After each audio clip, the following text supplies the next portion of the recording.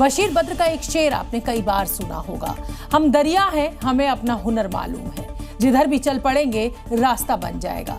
भले ही आपदा के वक्त ये शायरी प्रासंगिक नहीं है, लेकिन उत्तराखंड के धराली में जो कुछ हुआ उसका सच बिल्कुल ऐसा ही है। धराली में जो तबाही आई उसके पीछे प्रकृति या वो नदी कतई जिम्मेदार नहीं है। यहाँ तो बस दरिया उसी रास्ते पर था जो उसका था। अब कोई नदी के रास्ते में जाकर बस जाए तो फिर नदी की क्या गलती। अब आप कहेंगे कि फिर जिम्मेदार कौन है, तो जवाब है वो 101 जिन्होंने नदी का रास्ता रोका। कैसे, एक एनिमेशन के जरिए हम आपको पूरी कहानी समझाते हैं। धराली में तबाही का जो ट्रेलर आपने देखा, दरअसल वो हमारे लालच का नतीजा है। जरा तबाही से पहले और बाद की ये तस्वीरें आप देखिए, जो बयां करने के लिए काफी हैं कि जो 50 मकान मलबे की जद में आए, दरअसल वो बने ही नदी के रास्ते में थे। और अब इस बात को समझाने के लिए हम एनिमेशन की मदद लेंगे, जिससे आप और भी अच्छी तरह समझ पाएंगे कि आखिर धराली में ऐसा कुछ हुआ क्यों। सबसे पहले खीर गंगा नदी को देखिए, जो पहाड़ से निकलकर धराली गांव होते हुए नीचे खीर गंगा नदी में आकर मिलती थी। यानी खीर गंगा और भागीरथी के बीच धराली गांव बसा है। लेकिन वक्त के साथ लोगों ने खीर गंगा के रास्ते में घर बनाने शुरू कर दिए, जो इस एनिमेशन वीडियो में आप साफ साफ देख सकते हैं। इन घरों की संख्या 50 के करीब थी, जो नदी के रास्ते में बने थे। तबाही के पहले की तस्वीर तो आपने देख ली, जिससे हमने ये समझा कि खीर गंगा और भागीरथी के बीच आखिर धराली गांव बसा कहां है। अब जरा तबाही के मंजर को भी समझिए। पहाड़ से निकली खीर गंगा में धराली से ऊपर वो जगह है जहां अचानक बादल फटने का दावा किया गया। जैसे ही बादल फटा, मलबा नदी के रास्ते पर सीधे भागीरथी की ओर बढ़ा, लेकिन बीच में धराली गांव पड़ता है, जहां ये तबाही मच गई। सबसे गौर करने वाली बात यह है कि गांव पहुंचकर खीर गंगा और मलबे की चपेट में सिर्फ वही 50 के करीब घर आते हैं जो उसके रास्ते में बसे थे। यानी अपने रास्ते में आने वाली हर चीज तबाह करते हुए खीर गंगा बिना रुके भागीरथी तक पहुंच जाती है और साथ में ले जाती है बेहिसाब मलबा। अंदाजा इस बात से लगा सकते हैं कि मलबा करीब 30 फीट मोटा है, यानी 3 मंजिला इमारत के बराबर।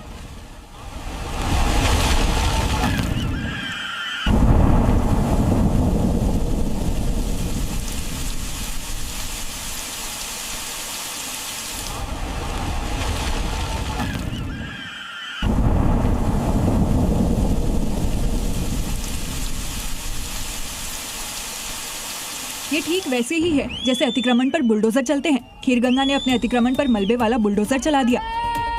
जिस धराली गांव में तबाही आई, वहां 110 के करीब घर बने हैं और 900 के लगभग आबादी है, जिसमें 50 करीब घर तो सीधे नदी के रास्ते बने थे, जो अब मलबा बन चुके हैं। मंगलवार की दोपहर 1:45 पर जैसे ही बादल फटा, महज 34 सेकंड में सब तहस नहस हो गया। प्रकृति ने सीधी वार्निंग दी हो, अब भी सुधर जाओ, वरना मौत का ये सिलसिला यूं ही चलता रहेगा। हालांकि मौसम वैज्ञानिक इस तबाही के पीछे अत्यधिक बारिश को वजह मान रहे हैं। जैसे कि मैं बताया कि आप इस पिक्चर में देख सकते हैं सैटेलाइट माध्यम से, यहाँ पर काफी अच्छा क्लाउड का कवर बना हुआ दिख रहा है।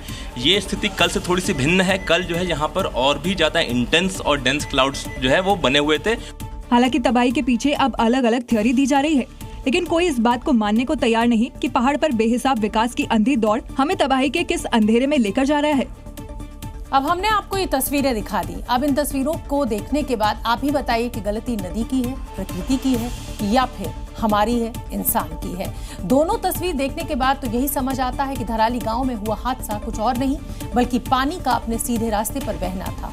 इंसानी लालच ने नदी का रास्ता रोक दिया था। बस प्रकृति ने ये फैसला किया कि आज मैं अपने सीधे रास्ते पर बहूंगी और उसके रास्ते में जमीन के हर इंच को निचोड़कर वहां बहुमंजिला इमारतें बनाने वालों को 34 सेकंड में सबक सिखा दिया। अरे बह गया, ये मेरी छोटे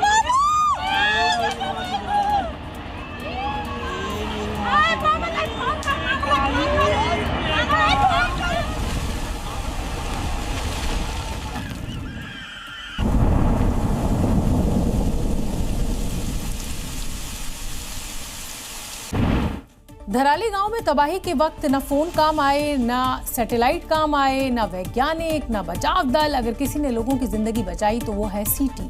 जी हाँ, वही सीटी जो भूस्खलन, बादल फटना और अचानक आने वाली बाढ़ में पहाड़ का अलार्म सिस्टम बन गई।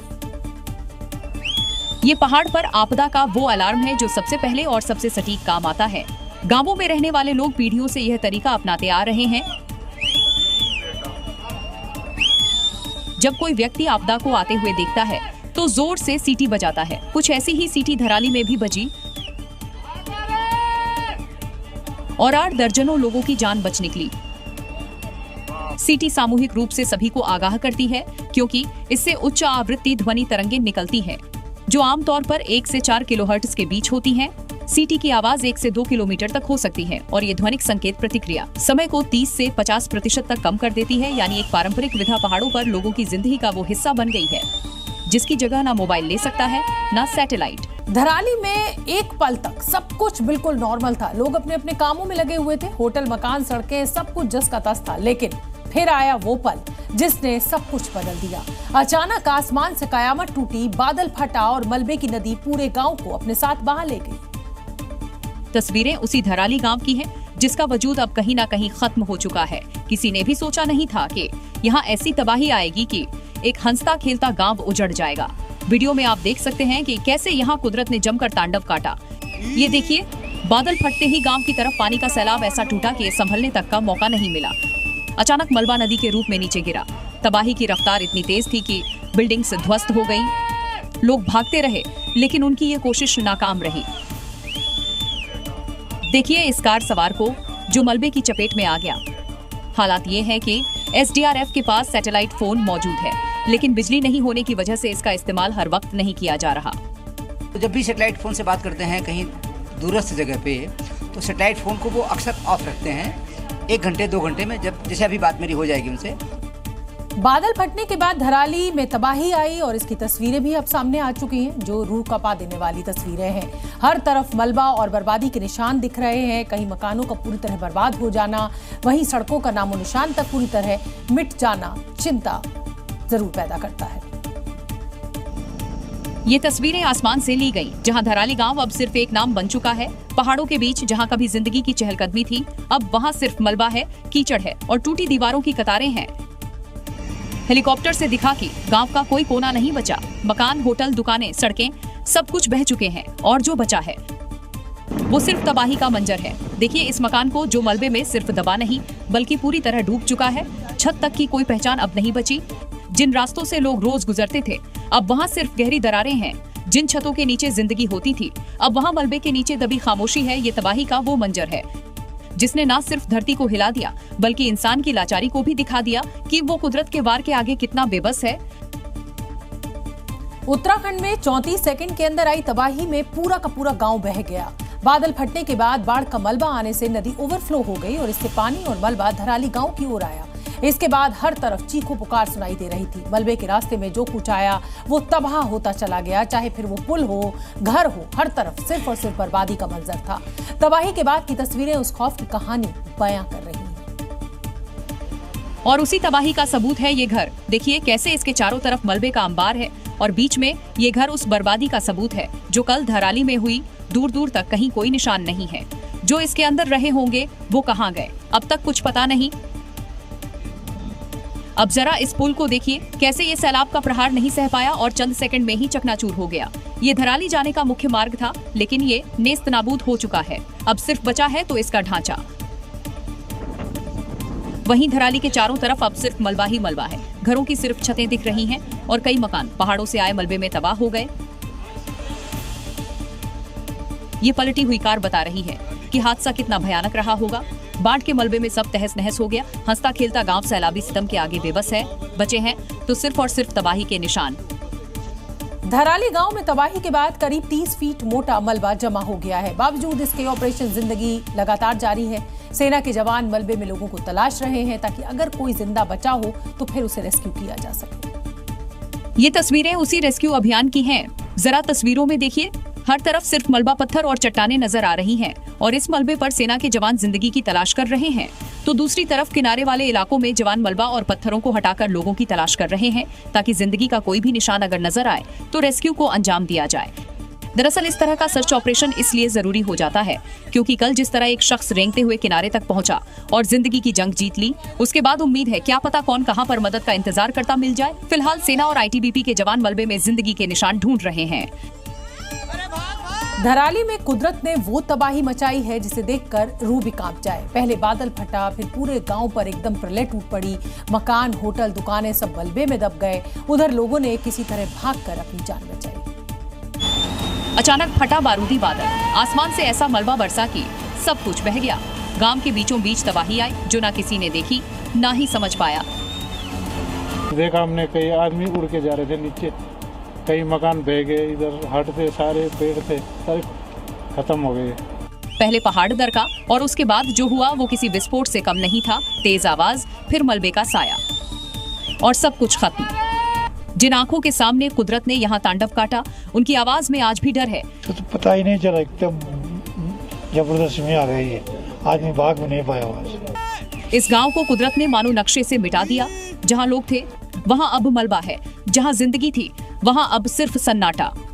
उसमें इतना भयंकर दैवीय आपदा है कि जिसमें कि लोगों को भागने तक का मौका नहीं मिला और इसमें कि काफ़ी लोगों का मिसहैपनिंग होने की जो बात आई है सामने। बहुत उत्तरकाशी के धराली गांव में तबाही ने सब कुछ तबाह कर दिया। अचानक मलबा गांव पर टूट पड़ा, घर ढह गए, जमीन धंस गई और तो और लोग भी उसमें समा गए। जिंदगी बचाने के लिए रेस्क्यू में कोई कसर नहीं छोड़ी गई और पूरी एक फौज उतरी है जिसमें सेना है और एयरफोर्स भी है जो लोगों को बचाने की जद्दोजहद में लगी है। ये तस्वीरें उस वक्त की है जब धराली गांव में कुदरत का कहर टूटा। पहले बादल फटा और फिर मलबे की नदी ने सब कुछ अपने साथ बहा लिया। जो सामने था वो मिट गया। अब इसी तबाही के बीच भारतीय सेना एक बार फिर जीवन रक्षक बनकर सामने आई है। रेस्क्यू ऑपरेशन में पूरी ताकत से जुटी है। सेना, air force, ITBP, SDRF, Uttarakhand police के जवान लगातार मैदान में डटे हैं। वहीं एयरफोर्स के बाज जो रेस्क्यू ऑपरेशन के लिए आए हैं, उनमें 2 Chinook, 2 MI-17 helicopter, 2 Cheetah helicopter, एक एडवांस्ड लाइट हेलीकॉप्टर शामिल है। वाले बच गए होंगे यार। अरे भाई, आसमान में हेलीकॉप्टर है और मिशन सिर्फ एक, मलबे में दबे लोगों को जिंदा बाहर निकालना। हेलीकॉप्टर ऊपर से मंडरा रहे हैं, नीचे जमीन पर जवान हर खतरे के बीच जुटे हुए हैं। उत्तरकाशी में अब ग्राउंड जीरो पर वो स्पेशल फोर्स पहुंचने वाली है जो मलबे के नीचे दबे लोगों को जिंदा बाहर निकालेगी। तस्वीरें डराने वाली हैं लेकिन मिशन साफ है, एक एक जिंदगी को बचाना है और इस फोर्स के जवान उस जगह पर पहुंचेंगे जहां तबाही सबसे ज्यादा है और उम्मीद सबसे कम। ये उस स्पेशल फोर्स के जवान हैं जो उस हर जिंदगी को मलबे से खोजेंगे, जो वहां कहीं दबकर सांस लेने की जद्दोजहद में है। कहीं कोई आवाज नहीं, लेकिन जिंदा होने की उम्मीद अभी बाकी है। ये आवाज से नहीं, सूंघकर जिंदगी खोजते हैं। स्निफर डॉग्स जो सिर्फ नाम नहीं बल्कि जमीन के नीचे भी जिंदगी की धड़कन पहचान लेते हैं। रास्ते पूरी तरह बर्बाद हो चुके हैं, लेकिन ये फोर्स पीछे नहीं हटती और हालात से हार नहीं मानते, क्योंकि इनके लिए हर जान कीमती है। हर सेकंड जिंदगी और मौत का फैसला करता है। दरअसल उत्तरकाशी में बादल फटने के बाद पूरे इलाके में तबाही का ऐसा मंजर फैला कि मिट्टी, पत्थर और मलबे में गांव तक दब गए। गृह मंत्री अमित शाह ने हालात की गंभीरता को समझते हुए सीएम धामी से बात की। विशेष बचाव दलों को रवाना करने का आदेश दिया। सूत्रों की माने तो जल्द ही स्निफर डॉग प्लेन से ग्राउंड जीरो पर पहुंचने वाले हैं।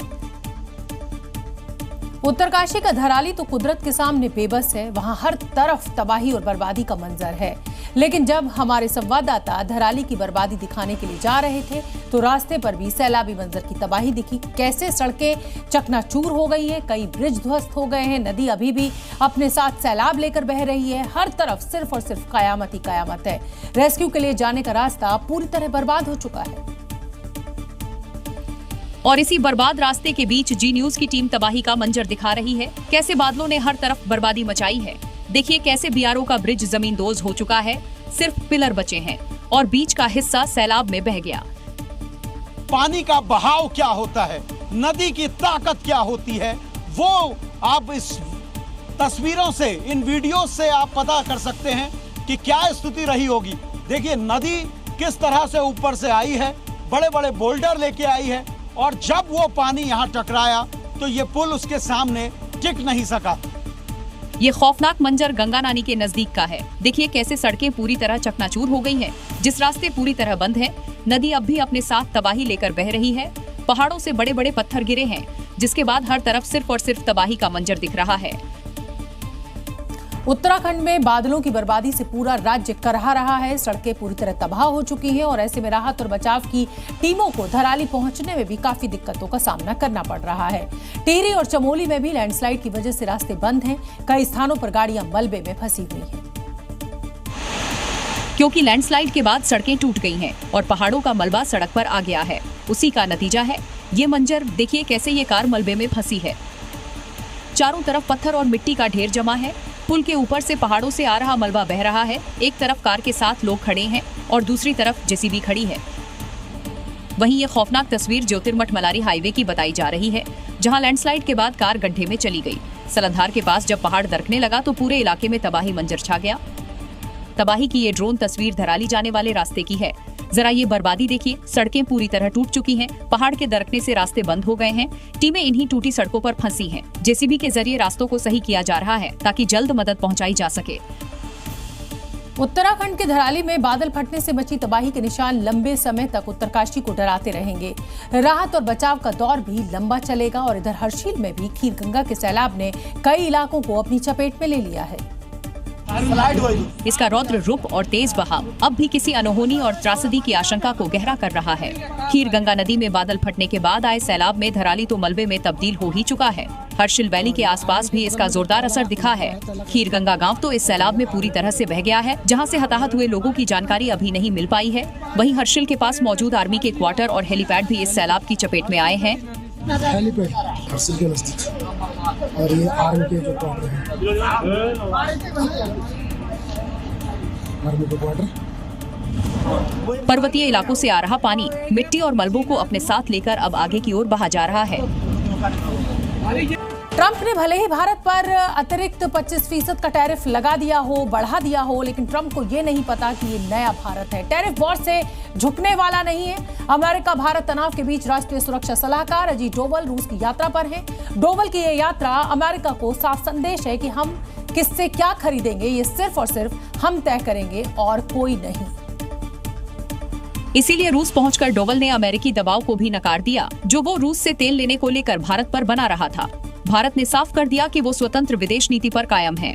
इसके अलावा भारत की वैश्विक मंच पर स्थिति कितनी मजबूत है, ये भी इस यात्रा के बाद दुनिया देख लेगी, क्योंकि पुतिन के साथ बैठक के बाद कई समझौतों पर मुहर भी लग सकती है। सूत्रों के मुताबिक पुतिन डोवल के बीच जियोपॉलिटिक्स में मौजूदा तनाव, रूसी तेल आपूर्ति और रक्षा सहयोग के साथ AS-400 मिसाइल प्रणाली की सप्लाई पर चर्चा हो सकती है। वहीं जब भारत ने राष्ट्रपति ट्रंप को आईना दिखाया तो जवाब देते नहीं बना। तो पहचान में झांके फिर दूसरों की तरफ उंगली उठाए। भारत को किससे क्या खरीदना है ये भारत तय करेगा, कोई और नहीं। संसद का मॉनसून सत्र चल रहा है। 21 जुलाई से शुरू हुआ ये सत्र लगातार हंगामे की भेंट चढ़ रहा है। मंगलवार को भी लोकसभा में कुछ ऐसा ही हुआ कि सदन के अंदर का नजारा चर्चा का विषय बन गया। सदन में धार्मिक नारों की गूंज हुई। सत्ता पक्ष की तरफ से जय श्री राम के नारे लगाए गए तो फिर विपक्ष ने इसका जवाब अस्सलाम वालेकुम का नारा लगाकर दिया। फिर लोकसभा अध्यक्ष को बीच में हस्तक्षेप करना पड़ा। दरअसल मंगलवार को जैसे ही लोकसभा अध्यक्ष सदन में पहुंचे तो सत्ता पक्ष की तरफ से जय श्री राम के नारे लगने लगे। उसके तुरंत बाद विपक्ष की तरफ से भी जवाब में अस्सलाम वालेकुम का नारा लगा।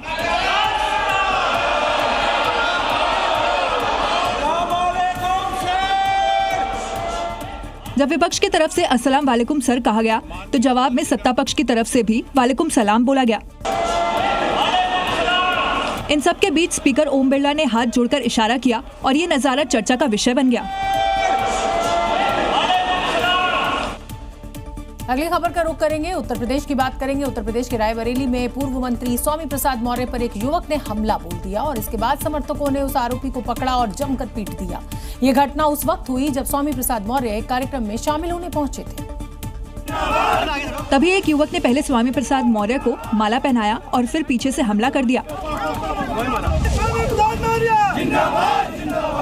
हमला करने के बाद आरोपी ने भागने की कोशिश की, लेकिन समर्थकों ने पकड़ लिया और जमकर पिटाई करनी शुरू कर दी।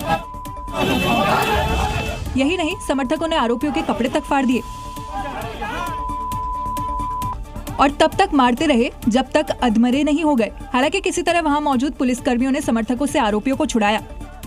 करणी सेना के कुछ कीड़े मकोड़े इस तरीके से लगातार कानून की धज्जियां उड़ाते रहते हैं, लेकिन योगी जी उन पर मेहरबान है। दरअसल स्वामी प्रसाद मौर्य ने शिव भक्तों पर आपत्तिजनक टिप्पणी की, जिससे करणी सेना नाराज थी।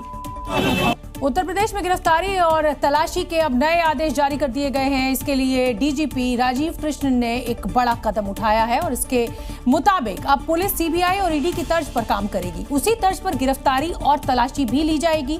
हर गिरफ्तारी की एक डिटेल रिपोर्ट तैयार की जाएगी, जिसमें गिरफ्तारी की जगह, समय, कारण मौजूद रहेगा। साथ ही गिरफ्तारी के समय मौजूद 2 गवाहों के हस्ताक्षर होंगे। आरोपी से बरामद सभी चीजों का पूरा ब्यौरा दर्ज करना होगा। बिहार के समस्तीपुर से एक हैरान कर देने वाला मामला सामने आया है। यहां अमेरिकी राष्ट्रपति डोनाल्ड ट्रंप का निवास प्रमाण पत्र बनाने के लिए आवेदन किया गया और इसके लिए बकायदा आवेदन पर अमेरिकी राष्ट्रपति के साथ उनकी फोटो लगाई गई।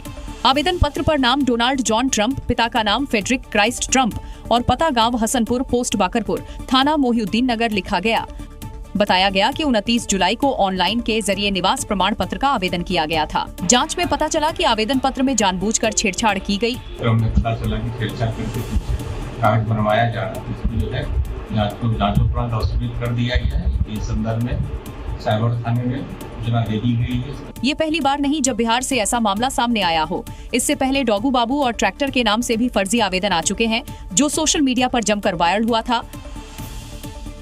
अब कबूतरों का इस्तेमाल ना तो चिट्ठी भेजने में होता है, ना ही कबूतरबाजी जैसे पारंपरिक खेलों की लोकप्रियता बची है। लेकिन कबूतरों को दाना डालने का शौक अभी भी लोगों में बरकरार है और यही वजह है कि मुंबई में कबूतर खाने को बंद करने के लिए बीएमसी के फैसले के खिलाफ जमकर प्रदर्शन हुआ। दरअसल बॉम्बे हाईकोर्ट ने कबूतर खाने को बंद करने का फरमान सुनाया था, जिसके बाद बीएमसी ने इसे बंद करने की प्रक्रिया शुरू कर दी, जिसके विरोध में बड़ी संख्या में लोग यहां जमा हो गए। बीएमसी ने लोगों को यहां तक पहुंचने से रोकने के लिए बांस की घेराबंद कर डाली और तिरपाल लगाकर कबूतरों को भी रोकने का प्रयास किया गया। लोगों के गुस्से की आग में घी डालने का काम किया। कबूतरों को दाना डालने वालों के खिलाफ कराई गई एफआईआर ने प्रदर्शन में जैन समाज के साथ ही बड़ी संख्या में जीव जंतु प्रेमी पहुंच गए। महिलाएं भी इस प्रदर्शन में शामिल हो गईं। गुस्साए लोगों ने बाड़ेबंदी को खोलने के साथ ही तिरपाल को भी हटा दिया और न्यायालय के इस फैसले को सीधी चुनौती दे डाली है। Zee News।